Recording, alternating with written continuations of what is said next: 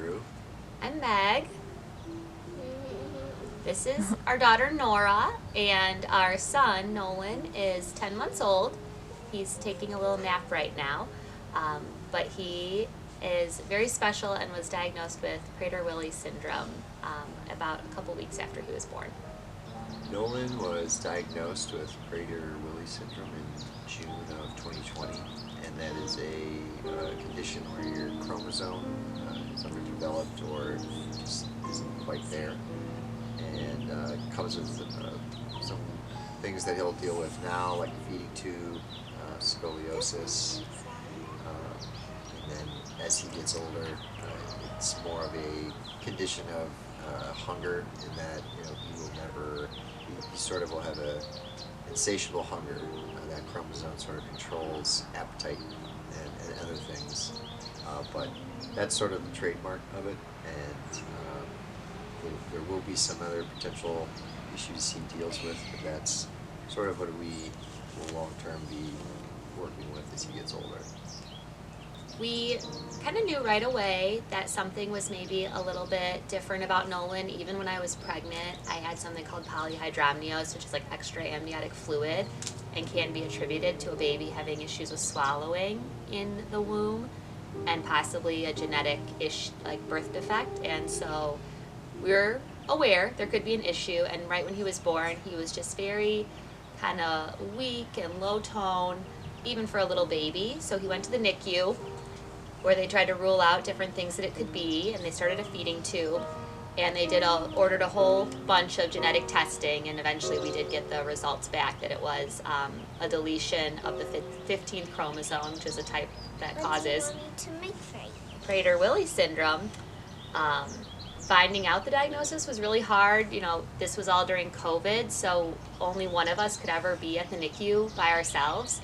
So we got a lot of bad news individually, which was really hard, and separately. And so actually the day that they finally got the report back, I wasn't even at the hospital, Drew was. And the neonatologist told him what it was, and then he had to call me, and my parents were here, so they luckily were kind of here to support me getting pretty rough news, the first time hearing it. But we quickly found a support system and made a plan, but definitely a day I'll remember for a long time. So we go to Easterseals for 3 different services for Nolan.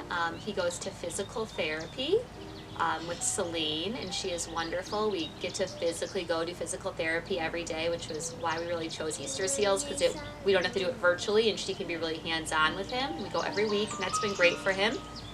And then we do feeding therapy virtually with Connie, and she's also an expert and wonderful, and we've had a lot of success getting him off of his G-tube and working on eating food now, and he's just really progressing in a lovely way.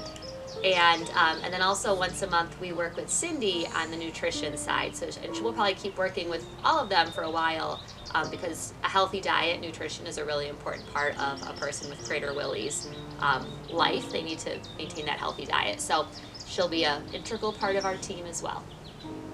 So the typical day with Nolan is, he kind of starts at night. He'll get his last bottle and gets up around 6 or 7. And Meg will take care of sort of that initial feeding in the morning, and then, in the times that we are now, I'm home 3 days a week with Nolan, trying to make sure he does his physical therapy and all the other things that need to be kind of done on a regular basis.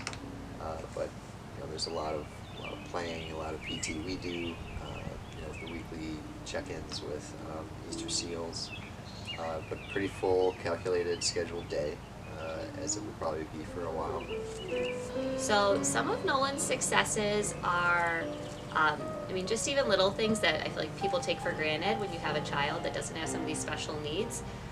Like he's no longer using his feeding tube, and that was huge for us. That he could finally do a whole bottle and eat pureed food and just be fully fed and maintain healthy weight without the need of a feeding tube just feels amazing.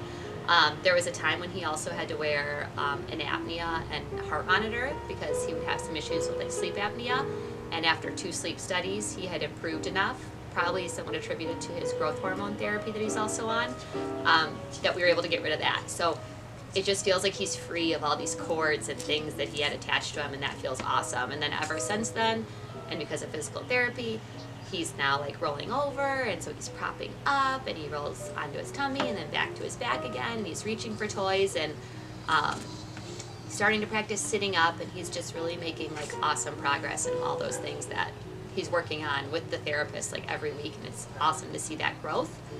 And then, you know, looking towards the future, one thing that's in a clinical trial is a medicine called DCCR that is being shown to have positive effects of kind of quelling that hunger that people experience as they get older with Prader-Willi, that really can be like super detrimental to their lives, because if you're hungry all the time, you could eat too much, you could become obese, you can hard to focus on academics and learning and anything else in life.